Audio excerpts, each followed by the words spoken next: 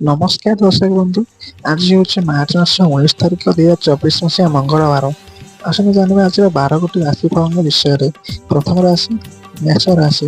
ଆଜି କର୍ମକ୍ଷେତ୍ରରେ ଆଶା ପୂରଣ ପାଇଁ ଅନୁକୂଳ ପରିସ୍ଥିତି ସୃଷ୍ଟି ହେବ। ପଡ଼ୋଶୀଙ୍କ ସହାନୁଭୂତିରୁ ପାରିବାରିକ ଜୀବନରେ ଟେନସନ ଟିକେ ମାତ୍ରାରେ କମିଯିବ। ପ୍ରତ୍ୟେକ କାମରେ ସହଯୋଗ ଭିତରୁ କାମ କଲେ ଉପକାର ପାଇବେ।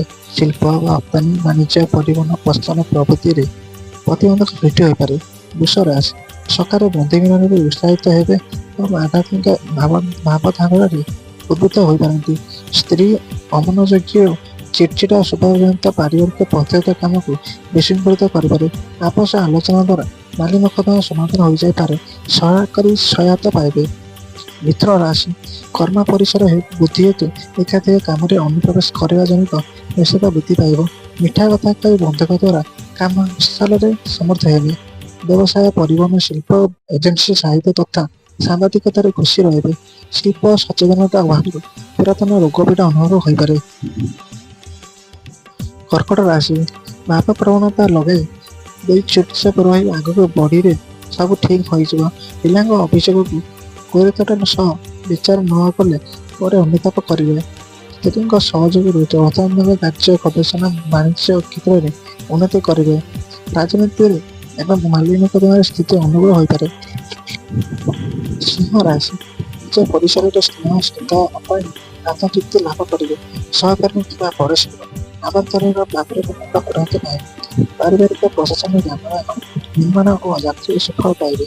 ପ୍ରତ୍ୟେକ କ୍ଷେତ୍ରରେ ଟେନସନ କମିଯିବ ଏବଂ ସହଜ ପଦ୍ଧତିରେ କାମ କଲି କଷ୍ଟ ପାଇବେ। କନ୍ୟା ରାଶି ଦୂରଦର୍ଶିତା କାରଣରୁ କାର୍ଯ୍ୟ ହାସଲ ଜନିତ ମାନସିକ ସ୍ଥିତି ଭଲ ରହିବ। ଯେଉଁ ଜିନିଷଟିକୁ ପାଇବାକୁ ବହୁତ ଦିନର ଆଶା କରିଥିଲେ ତାହା ଆଜି ପାଇବେ। ବିତର୍କରେ ଅଂଶଗ୍ରହଣ କରି ସାଧାରଣ ଘଟଣାରେ ସୁଷ୍ଠ ବିବାଦ ପରିସ୍ଥିତି ବିଘ୍ନ କମାଇପାରେ। ରାଜନୀତିକ ସାଂଗଠନିକ କାର୍ଯ୍ୟରେ ନେତୃତ୍ୱ ନେଇ ପ୍ରଶଂସିତ ହୋଇପାରନ୍ତି। ତୁଳା ରାଶି ଆଜି ପ୍ରତ୍ୟେକ କ୍ଷେତ୍ରରେ ତର୍କଠାରୁ ଦୂରେଇ ରହିବା ଭଲ ହେବ। ସାହାଯ୍ୟ କରିବା କଥାବାର୍ତ୍ତା ବଦଳି ପରକ୍ଷଣରେ ଓଲଟା କଥା କହିପାରନ୍ତି। କର୍ମକ୍ଷେତ୍ରରେ ସ୍ଥାନାନ୍ତର ପରିପ୍ରେକ୍ଷୀରେ ଉଚ୍ଚ କର୍ତ୍ତୃପକ୍ଷ ସହଯୋଗରେ ପ୍ରତିଶ୍ରୁତି ହେବ। ପ୍ରଚାରକ କାମ କଳା ସଂସ୍କୃତି ମନୋରଞ୍ଜନ କ୍ଷେତ୍ରରେ ଅଗ୍ରଣୀ ଭୂମିକା ନିର୍ବାହ କରିପାରନ୍ତି। ଇଚ୍ଛା ରାଶି ଅତୀତରେ ସ୍ମୃତି ରୋମନ୍ଥନ କରି ଅବସାଦଗ୍ରସ୍ତ ହୋଇପାରନ୍ତି। ଅନ୍ୟ ମନସ୍କତା ପରିହାର କରି ଯାତ୍ରାକାଳୀନ ଯାନବାହନ ଚାଳନାରେ ସତର୍କତା ଅବଲମ୍ବନ କରିବା ଭଲ ହେବ। ସମାସମିତିରେ ଯୋଗ ଦେଲେ ବିଶିଷ୍ଟ ବ୍ୟକ୍ତିଙ୍କ ସାଙ୍ଗରେ ଲାଭବାନ ହେବେ। ଦୈହିକ ବିଭାଗ ଯୋଗୁଁ ମନୋବଳ କମିଯାଇପାରେ। ଧନୁ ରାଶି ବିବାଦୀୟ ମନ୍ତବ୍ୟଜନିତ କିମ୍ବା ପରିବାରରେ ସାମାନ୍ୟ ଭୁଲରେ କାମ ବିଶୃଙ୍ଖଳିତ ହୋଇପାରେ। ସାମାଜିକ କ୍ଷେତ୍ରରେ ନିଜ ମନୋଭାବ ସମ୍ପନ୍ନ ବ୍ୟକ୍ତି ଦ୍ୱାରା ପ୍ରଭାବିତ ଅସମ୍ମାନିତ ହେବେ। ଆବଶ୍ୟକତା ପୂରଣ ସକାଶେ କରାଯ୍ୟ କରିବାକୁ ବାଧ୍ୟ ହେବେ। ବନ୍ଧୁ ପରିଜନଙ୍କ ସହ ଦେବଦର୍ଶନ ସାଙ୍ଗ ଭ୍ରମଣ ସୁଯୋଗ ଭେଟିବ। ମକର ରାଶି ନିଜର ଦକ୍ଷତା ଓ ସହଯୋଗ ମନୋବୃତ୍ତି କାରଣରୁ କର୍ମକ୍ଷେତ୍ରରେ ବନ୍ଧୁମାନଙ୍କ ଦ୍ୱାରା ପ୍ରଶଂସିତ ହେବେ। ଆଜି ପରିବାରରେ କେତେକ ବ୍ୟତିକ୍ରମ କାରଣରୁ କୌଣସି ଅଭାବ ନଥାଇ ମଧ୍ୟ ମନଟା ଭଲ ଲାଗି ନପାରେ।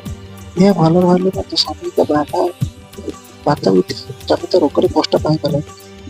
କୁମ୍ଭ ରାଶି ସାଧାରଣ କଥାକୁ କେନ୍ଦ୍ର କରି ସହକର୍ମୀଙ୍କ ସହ ତିକ୍ତତା ଯୋଗୁଁ ମନ ଭଲ ରହିବ ନାହିଁ। ପରିବାରରେ କେତେକ ନୈତିକ ସମସ୍ୟା ଲାଗି ରହିବ। ବ୍ୟକ୍ତିଗତ ଅସୁବିଧା ସମାଧାନ ଦିଗରେ ଆତ୍ମୀୟସ୍ୱଜନ ସହଯୋଗ କରିବାର ପ୍ରତିଶ୍ରୁତି ଦେବେ। ଆର୍ଥିକ ଅନଟନ ଲାଗି ରହିବା କାରଣରୁ କେତେକ ଗୁରୁତ୍ୱପୂର୍ଣ୍ଣ କାର୍ଯ୍ୟ ଅଟକି ରହିଯିବ। ଆଜିର ଶେଷ ରାଶି ମୀନ ରାଶି ବିଶିଷ୍ଟ ବ୍ୟକ୍ତିଙ୍କ ଆମନ୍ତ୍ରଣ ରକ୍ଷା କରି ଆକସ୍ମିକ ଯାତ୍ରା କରିବାକୁ ପଡ଼ିପାରେ। ଭକ୍ତମାନେ ନିର୍ଦ୍ଦିଷ୍ଟ ସମୟରେ ଠିକ୍ ଖବର ଦେବାରେ ହେଳା କରିପାରନ୍ତି, ଯାହାକି ମାନସିକ ବ୍ୟସ୍ତତାର କାରଣ ହୋଇପାରେ। ପରିବାରରେ ସ୍ତ୍ରୀଙ୍କ ସ୍ୱଭାବ ପାଇଁ କ୍ଷୁବ୍ଧ ହୋଇପାରନ୍ତି। ସହକର୍ମୀଙ୍କ ବଦାନ୍ୟତାରୁ ଆର୍ଥିକ ସ୍ଥିତି କେତେକାଂଶରେ ବଦଳି ଯାଇପାରେ। ଏହା ଥିଲା ଆଜିର ରାଶିଫଳ। ଆପଣଙ୍କର ଶୁଭମୟ। ଜୟ ଶ୍ରୀକୃଷ୍ଣ। ଆପଣ ଯଦି ଚ୍ୟାନେଲ ନୂଆ ଅଛନ୍ତି ଭିଡ଼ିଓକୁ ଲାଇକ୍ କରି ଚ୍ୟାନେଲକୁ ସବସ୍କ୍ରାଇବ୍ କରି ନୋଟିଫିକେସନ୍ ଅନ୍ କରି ଅଲ୍ ସେଟ୍ କରିଦେବେ। ଜୟ ଶ୍ରୀକୃଷ୍ଣ।